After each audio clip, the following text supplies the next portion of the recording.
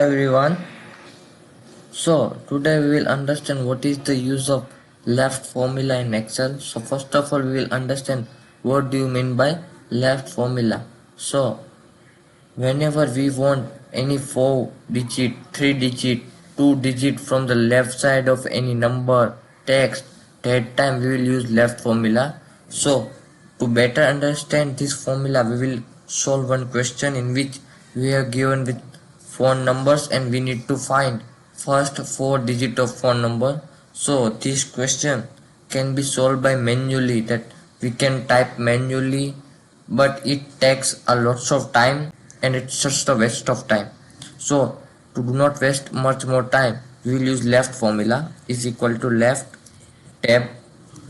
Now I need to select number, so I select number, comma. Now I need to give number that how many character from the left side of number I want. So I want 4 digit, so I write 4.